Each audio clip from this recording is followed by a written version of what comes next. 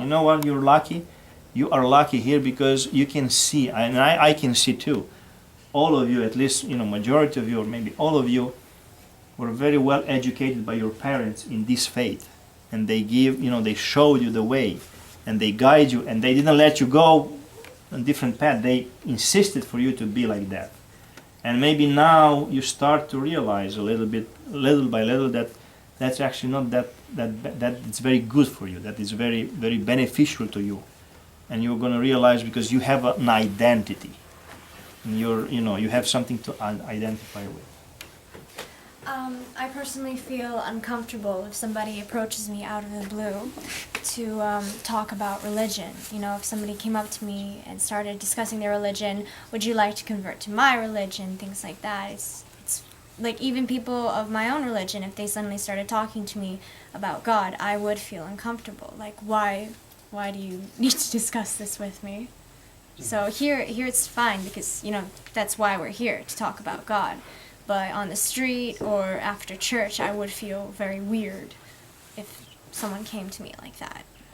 This is why in our church we don't do that. I mean, we don't have this kind of, except, like I said, here or in different organized setups. For example, if we go, let's say Roya organizes a mission trip to Romania. Well, we don't, in Romania, we know everybody's Christian, or at least, a lot, a big percentage of population are Christians, but still, our mission, for example, in Romania, cannot be only to preach the word of God, but to help people from our own faith, or to see the way they experience Orthodoxy, So the mission means more only than just to talk about God. Mission means to see the way people serve God.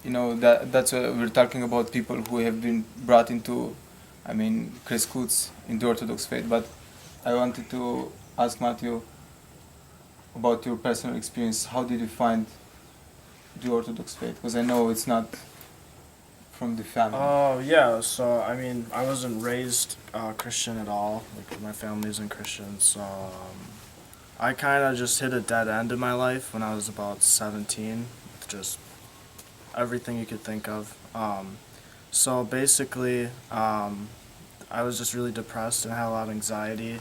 And I thought it was a clinical thing, but really it was just, I just didn't know what to do with myself. I was just in the wrong things, focused on the wrong things. So basically, I was approached by Mormon missionaries one day. It was like 105 degrees outside, and they were outside in their suits and backpacks and on their bikes. And they talked to me, and I was just really impressed that they were outside in this heat, preaching the Word of God, because it was something that they believed in, and it was something that made them strive. And they don't, they paid for it themselves. They don't have any luxuries, really. It's a pretty strict faith. So I was brought to Christianity through Mormons, but I just figured out, I wanted to learn more about Christ. They wanted to teach me more about Joseph Smith, which is, yeah. And so it really just inspired me to learn more about Christ, and that's how I became Orthodox, because I was baptized when I was very young, because my godfather's Romanian, and he wanted to meet, in order for me to be their godparents, I had to be baptized Romanian Orthodox, so.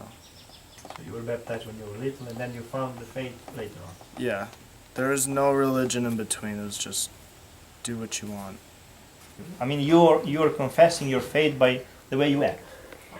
And I know people of other, denominations, in other distant places. For 15 years, they haven't been able to get one single convert. So that eventually their life transformed into a test of faith. So for 15 years, you go all the globe. Wherever you go, you are not able to ever convert somebody to your faith. Because if you go to Romania and you're dreaming that they are wild and they are not Christians and they are trying to convert them to. And even that person was in danger many times. I know a group of missionaries. They went to Africa, to a village, and they actually helped to remodel a school.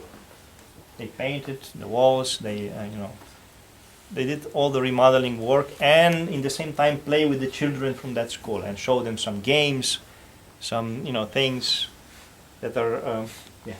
I know, like, for me, when I was at school, like at college and things like that, it wasn't something that I would always bring up. It's not something I usually, meet someone and then start telling them, I'm Orthodox, let me tell you more about this, or, it wasn't something that generally came up in conversation with college students. Was religion that almost never came up. And even if you're not doing missionary work or going places to do, to volunteer for something or helping an orphanage, even if you're just living your regular life, just by living a Christian life, fasting, people will notice that you're not eating meat and they'll start asking you why. You don't have to bring it up. It will start being, roommates will start noticing, or if you're doing your prayers every night from the book or in the morning or just praying freestyle,